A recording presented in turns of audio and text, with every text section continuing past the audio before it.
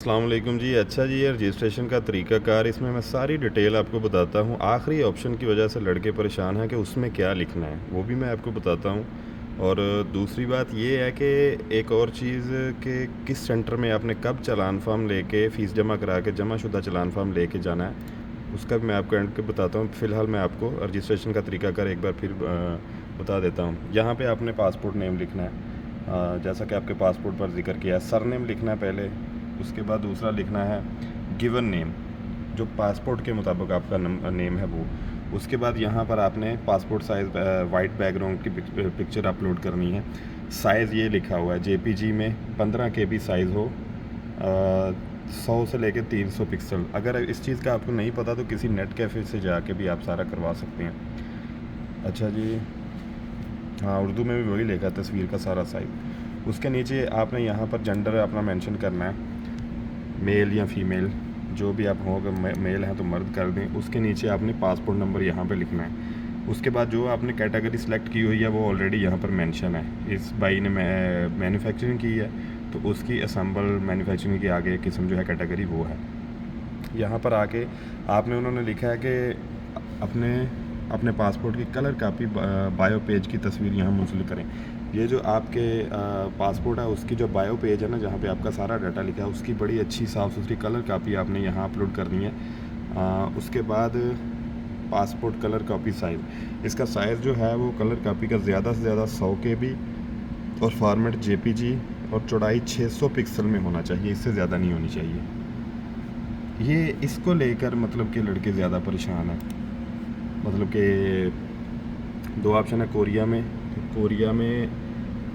Korea में क़याम के साल, तो इसको लेके परेशान है लोग के 5 ईयर्स आर मोर, ये दो ऑप्शन हैं, 5 साल या इससे ज़्यादा। एक दूसरा ऑप्शन है लेस देन 5 ईयर्स, 5 साल से कम।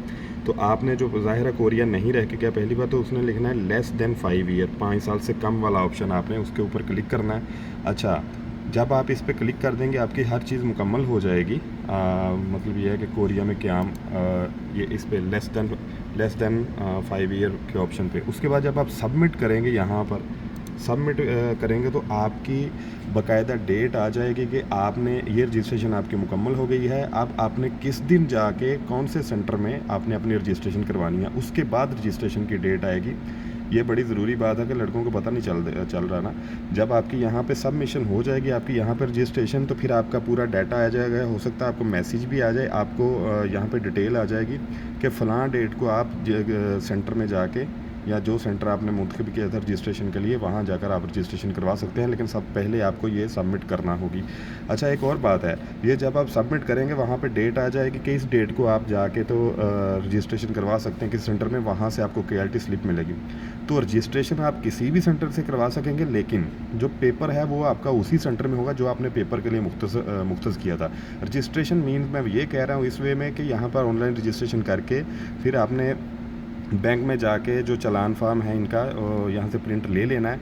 8,000 फ़ीस के साथ वो किसी भी HBL की बैंक ब्रांच में जमा करवा के, तो उसको लेकर फिर आपने जो है ना OEC ऑफ़िस जाना है। वो किसी भी ऑफ़िस चले जाएंगे, उसका कोई चक्कर नहीं है।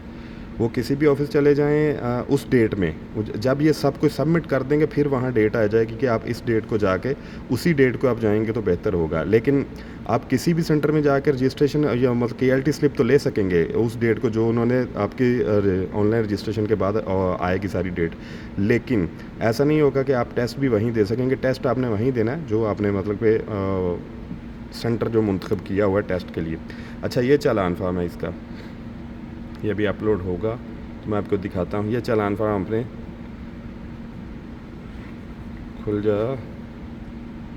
मैंने कहा बहुत सारे लड़कों को समझ नहीं आ रही है, वो एक तो आखिरी ऑप्शन की, दूसरा कि कैसे करना है। अच्छा, सबसे पहले आपने ऑनलाइन रजिस्ट्रेशन करनी है, उसके बाद वो डेट देंगे, उसके बाद आप बैंक चले जाएं, ये वाला चालान फार्म फिल करके इसमें से आपने जब बैंक जाना है वो जमा करेंगे तो ज़ाहिर स्टंप लगा देंगे इस पर। तो इसकी जो है ना कॉपी जो आपको देंगे, वो कैंडिडेट कॉपी देंगे, OEC कॉपी देंगे, तो ये आपने साथ ले लेनी है, ये भी साथ ले लेनी है। और जो 1,000 वाला पहले लकी ड्रा में रजिस्ट्रेशन करवाई थी वो भी साथ ले लेनी है। तो वो लेकर आपने, और पासपोर्ट लेकर, और जो मतलब यूट्यूब पे OEC ने वीडियो जो अपलोड किया है उसमें सारी डिटेल बताई है कि वो लेकर आपने सेंटर चले जाना है। जब सेंटर जाएंगे तो वहाँ पे आपको KLT स्लिप मिलेगी। हाँ, मेरा ख़्याल है कि आपको अब सारी समझ आ गई होगी कि मैं फिर रिपीट कर देता हूँ। सबसे पहले आपने ऑनलाइन रजिस्ट्रेशन करनी है, वो तरीका मैंने आपको बताया जिसका नाम आया। उसके बाद वहाँ पर डेट आ जाएगी कि किस डेट को आप सेंटर में जाकर, कौन से सेंटर में जाके अपनी केएलटी स्लिप ले सकते हैं। अपनी ये जो चालान फॉर्म है, इस पर जो फ़ीस है 8,000, ये बैंक में जमा करवा के ये जमाशुदा चालान फॉर्म को साथ ले जाकर और पासपोर्ट, आईडी कार्ड साथ ले जाकर तो आप ले सकते हैं। फिर एक बार बता दूं कि ये जो रजिस्ट्रेशन होगी या केएलटी स्लिप आप किसी भी सेंटर से जाके ले सकेंगे फ़ीस जमा करवाने के बाद, लेकिन पेपर आप उसी सेंटर में दे सकेंगे जो आपने पेपर के लिए मुंतखब किया था, जैसे कराची और इस्लामाबाद, इन दोनों में से मतलब जो सेंटर है मेन। और एक बात और कि कैटेगरी आप काम की दोबारा चेंज नहीं कर सकते। आई थिंक ये जो गाइडेंस है ये पहुंच गई होगी। एक आपने और काम करना है कि ये इन्फॉर्मेशन आगे भी फॉरवर्ड करनी है। थोड़ी मेहनत करने की कोशिश कर रहे हैं आपके लिए इन्फॉर्मेशन लाने की, तो काइंडली फॉलो भी कर लिया करें और शेयर भी कर दिया करें। अपनी दुआ में याद रखिएगा। अल्लाह ताला आप सबका हामी नासर। अल्लाह हाफिज़।